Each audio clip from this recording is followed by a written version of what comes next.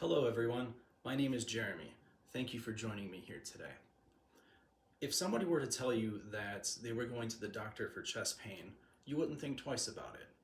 But if somebody were to say that they were going to therapy because they're feeling overwhelmed, many would question it.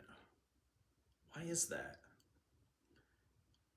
Therapy is healthcare just like any other form of doctor, the dentist or, seeing your primary care physician or anything else like that.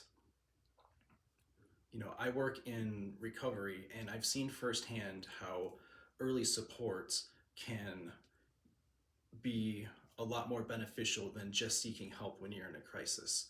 And even if you're not in recovery, everybody can benefit from therapy because everyone suffers or at least has to deal with, things like stress, anxiety, conflict, or any number of setbacks. Stigma prevents a lot of help, and it's important to receive the help as early as possible so that the effects don't compound over time.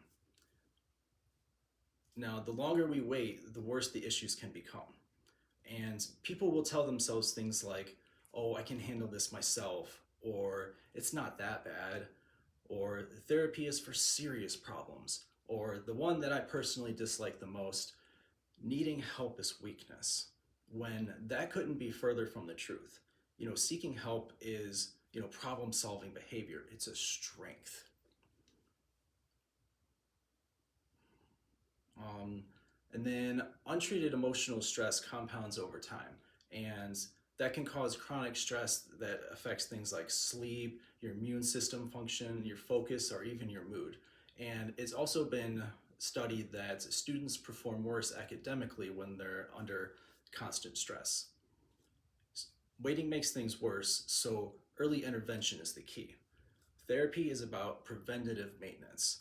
It teaches us things like emotional literacy, conflict management, stress regulation, accountability, and even perspective correction. Therapy is emotional training, not just crisis stabilization. So the next time you're overwhelmed, I implore you to seek support before it becomes unmanageable. We shouldn't have to whisper about therapy behind closed doors. It's healthcare. Stigma delays it, and delay just makes things worse.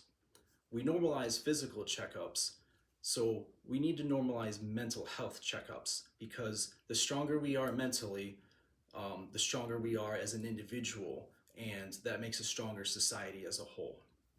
Thank you for being here with me today.